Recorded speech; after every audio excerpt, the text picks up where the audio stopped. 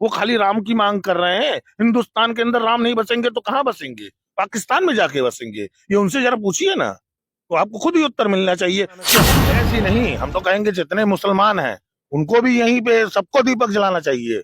क्यों? रमजान क्या करते हो? रमजान मतलब क्या? राम जी को जानना। जय श्री राम दोस्तों। अभी हम लोग अयोध्या में हैं और हमारे साथ एक नागा बाबा हैं और मेरे पीछे आप लोग देख सकते हैं ये हवन कुंड बनाया जा रहा है, जो बताया जा रहा है कि 1008 हवन कुंड यहाँ पर स्थापित किए गए हैं। बाकी इसकी क्या खासियत है, क्यों इस तरीके से किया जा रहा है, हम बाबा जी से जानेंगे। सबसे पहले तो हम आपका स्वागत करना चाहेंगे। जी जय श्री राम। तो थोड़ा सा ये इसके विषय में बताइए, 1008 हवन कुंड क्यों बनाया जा रहा है। तो ये देखिए ऐसा है, भगवान जी सिर्फ जप और यज्ञ से ही उनकी उत्पत्ति हुई है। जी सिरोधार बना करके हम लोग रामघाट, पुराना रामघाट यही है। जी यदि देखा जाए आज कई घाट बने हैं, पर अगर यदि रामघाट देखा जाए तो रामघाट यही है। तो 2014 में हम लोगों ने अयोध्या के पावन धरा पे महाराज जी आए। शुरुआत में ही मैं ही अयोध्यावासी महंत सूरतदास जी उनसे जुड़ा, और जुड़ने के दौरान अभी तक का जुड़ा हूँ, क्योंकि महाराज जी की हमको जो ऊर्जा दिया उस ऊर्जा की ही देन है। और इस यज्ञ के अंदर जो यज्ञ महारानी ने दे, जैसे कहते हैं हर व्यक्ति को मिलता है, तो किससे मिला? तो यज्ञ महारानी देती है, इंसान कभी नहीं देता है। जो देता है वो भगवान या ईश्वर देता है, उसके कर्म देते हैं। अभी जो ये यज्ञ है इसके अंदर हमारे 1 लाख श्रद्धालुओं के रहने की, ठहरने की, भोजन की व्यवस्था ये हमारे खुद के हैं, और अतिरिक्त यहाँ के आए हुए तकरीबन जो भी आएंगे 1 से 1.5 लाख यहाँ हमने टोटल बनाया गया है। वैसे जाएगा ये मामला और भी जाएगा, जैसे जैसे भीड़ देखते रहेंगे वैसे वैसे हम लोग अन्य क्षेत्र खोलते ही जाएंगे। ये जो यज्ञ है कब तक चलेगा। देखिए ये 14 जनवरी से चालू हो रहा है, 25 जनवरी को पूर्ण होती होगी, जी जिसके अंदर हर श्रद्धालु को जैसे अंदर जाने में जिसको असुविधा हो रही है वो अंदर आए, उधर ना जा करके वो हमारे तरफ आ जाए, सरजू जी की तरफ। यहाँ उनको रहने भोजन की व्यवस्था सारी सुविधा दी जाएगी। जो है वो उन्हीं का है, क्योंकि वो सब लोग दे रहे हैं तभी हम लोग यज्ञ कर रहे हैं। तो यहाँ पर कौन से बाबा आ रहे हैं, किसके ये माध्यम से ये यज्ञ होना है, और जो पंडित आ रहे हैं यहाँ पर कहाँ से आ रहे हैं। देखिए ये महाराज जी परम तपस्वी श्री आत्माराम नेपाली बाबा जी 2014 के यज्ञ से अयोध्या में उस समय किए थे कि जब राम जी हमारे बैठ जाएंगे तो हम पुनः करेंगे। तो उन्होंने उनके बैठने के शुभारंभ में ये हम लोग भी अपने एक साइड में सरजू जी के किनारा, क्योंकि हमारी संख्या भी ज्यादा थी, अंदर परमिशन के लिए बड़ी दिक्कत हो रही थी, तो ये हुआ बाहर ही करके अपना हम लोग सारे काम को किया जाए।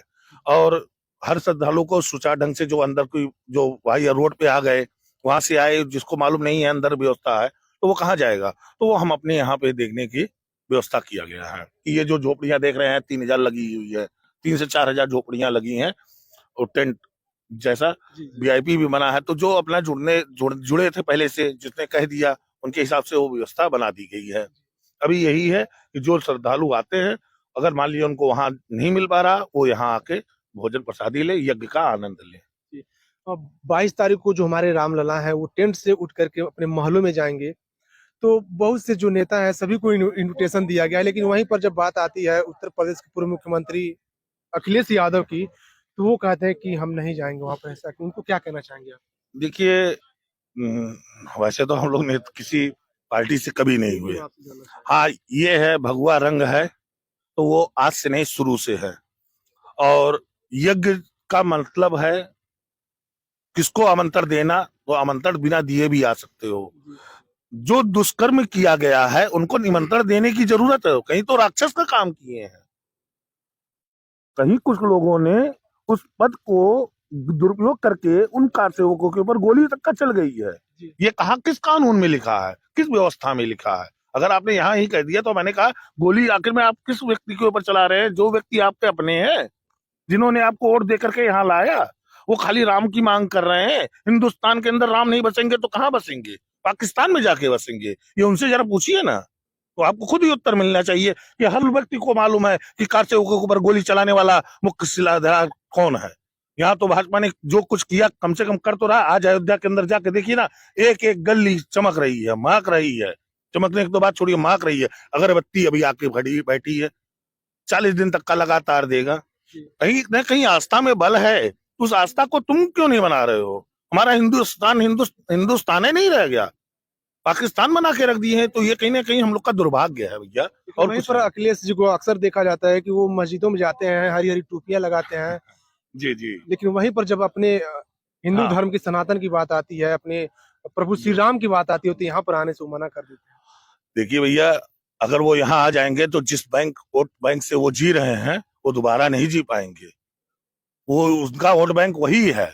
ऐसे लोगों को, रिफ्यूजियों को यहाँ बसा दिया गया है जिनको बारे में कोई न जानता ना कुछ है। तो कहीं ना कहीं अखिलेश यादव नहीं, कोई भी सरकार है, जैसे जिसका जो जहां बंटवारा हुआ, जो बस गया, आज यहाँ के मुसलमान तो कुछ नहीं कर रहे हैं।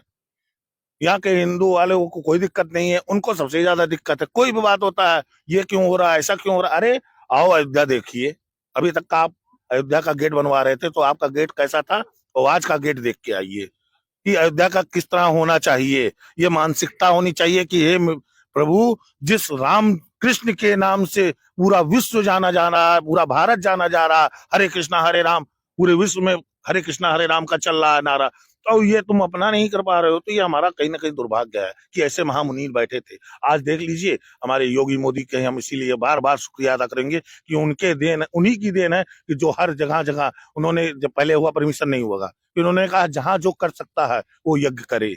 इससे अच्छी और कौन सी बात है। ये तो भगवान की कृपा है कि हम लोगों को ऐसे सरकार के समय ये परमिशन मिला, और नहीं तो यही सरकार दूसरा कोई बैठा होता और कहीं केंद्र में ही वो बैठे होते तो ये क्या करने देते, नहीं करने देते। अखिलेश की सरकार रहती तो ये सब जो ये सुविधाएं कभी नहीं, व्यवस्थाएं आपको कभी नहीं मिलती। ये हमको तो नहीं लगता भैया, संभव नहीं है। इतना तो नहीं संभव है।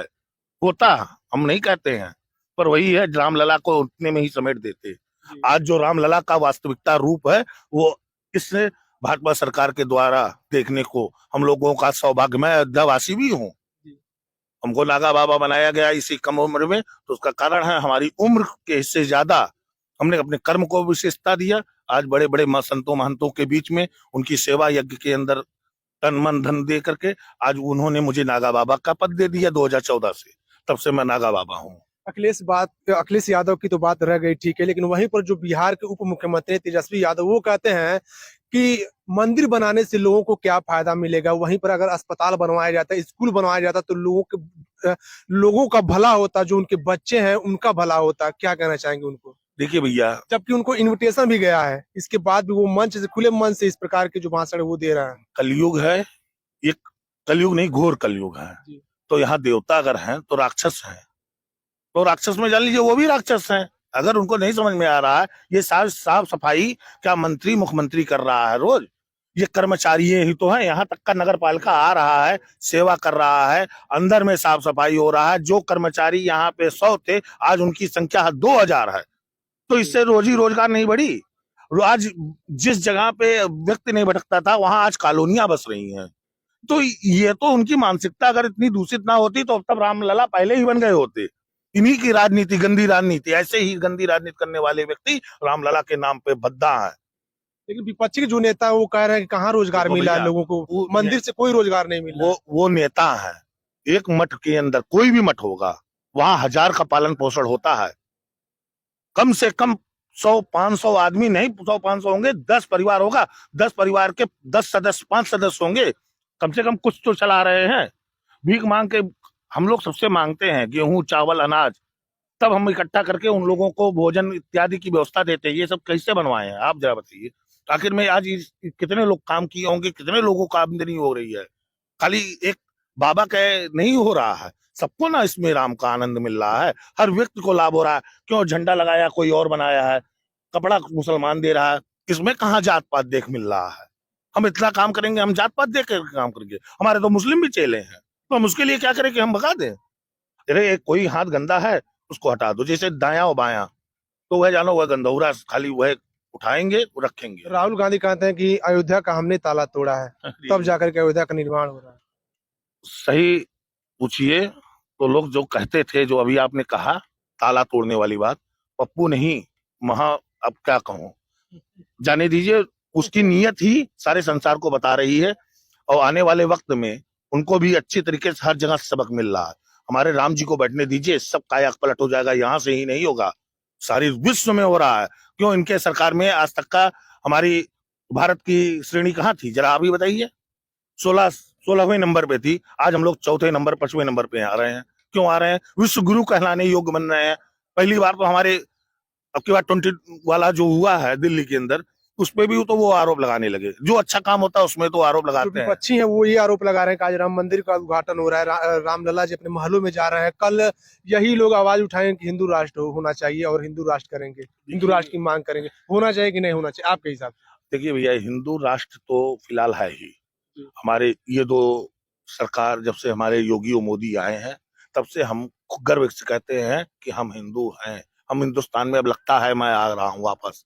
मैं क्योंकि मानव दशा देख रहा हूँ। मैं एक संत, मुझे राजपाट और हमको महलों से नहीं है। हम लोग एक संत हैं। हम सर्व सर्व लोगों को लेके चलने वाले हैं। हमारे पास हिंदू भी हैं, मुस्लिम भी हैं, सिख भी हैं, पर जो बाबा मानता है इसलिए बाबा मानता है। अब ऐसे स्थिति में मैं गलत डिसीजन नहीं दूंगा। हम ये नहीं कह सकते हैं उन सबका सरकार ने क्या किया। उनका सरकार अभी तक का अगर देखा जाए तो कुछ भी नहीं किया है। अयोध्या के नाम पे अगर देखा जाए तो कभी कुछ नहीं किया। जितनी बार हमारे दूसरी बार आने जा रहे हैं प्रधानमंत्री, क्या उनके घर से कितनी बार आए हैं जरा पूछिए ना। और वो तो हर जगह मुस्लिम संप्रदाय में जाते हैं। क्या हिंदुस्तान के लिए उनको परमिशन लेना पड़ेगा? उनको आने के लिए उनको इन्विटेशन देना पड़ेगा? वो तो आला रूदल के मालिक हैं। वो जहां चाहे वहां चले जाएं, उनको कौन रोक सकता है? परमिशन परमिशन उसको जरूरत होता है जिसको घेरे में उनकी खुद ही वीआईपी व्यवस्था है। क्या बात करते हैं? बस यही सोच लीजिए। मेरा आखिरी सवाल रहेगा आपसे, जो राम भक्त यहाँ पर आना चाहते हैं, जिनको इनविटेशन मिला है और जी जिनको नहीं मिला है, जी उनके लिए आप क्या संदेश देना देखिए चाहेंगे? भैया, ये तो मैं यही कहूंगा, यदि वो नहीं आ सकते हैं तो अपने घर में दीपक जलाएं। दीप उत्सव करके जैसे दीपावली मनाते हैं उसी तरह अपने मंदिर को सजा करके दीप जलाइए। यहाँ नहीं आ सकते हैं।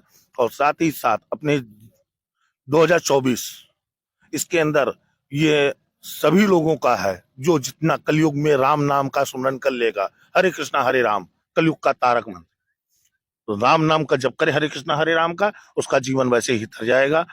बस हर घर में दीपक जले, हर घर में सफाई रहे, यही हमारा। अखिलेश यादव जी नहीं आ रहे हैं, उनके घर में भी दीपक जलना चाहिए, क्यों दिवाली मनाना चाहिए। अखिलेश ही नहीं, हम तो कहेंगे जितने मुसलमान हैं उनको भी यहीं पे सबको दीपक जलाना चाहिए। क्यों? रमजान क्या करते हो? रमजान मतलब क्या? राम जी को जानना, पर्यायवाची निकालो ना। सब जानते हैं फिर भी अंधे। सूर्य और चंद्र अलग हैं, दायां हाथ बायां हाथ अलग है। अरे एक तो आदमी का है, यानी देवता की तो है। जी। मनु शत्रुपा है कौन? पहले वंशज है ना, परंतु वो भी हनुमान जी को समर्पण हुए।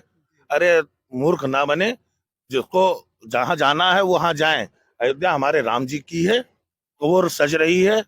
अब ऐसे हमारे बाके बिहारी जी भी बैठ जाएं, बस यही एक अभिलाषा, यही एक कामना है। जय श्री राम। बहुत बहुत धन्यवाद दोस्तों। मैं आपको बता दें कि अभी हमारे साथ एक नागा साधु थे, जो दूसरी बार यहाँ पर आए हुए हैं, और ये जो यज्ञ है, ये बताया जा रहा है कि 1008 यहाँ पर हवन कुंड बनाए जाएंगे, जिसके माध्यम से 11,000 जो नेपाली पंडित हैं यानी ब्राह्मण है, वो लोग पैदल चल के यहाँ पर आएंगे और हवन को संपन्न किया जाएगा। बाकी आप सबकी क्या प्रतिक्रिया है कमेंट बॉक्स में बताइएगा, और इस वीडियो को आप लोग ज्यादा से ज्यादा शेयर कीजिएगा। फिर मिलेंगे अगले वीडियो में, तब तक के लिए जय हिंद, वंदे मातरम।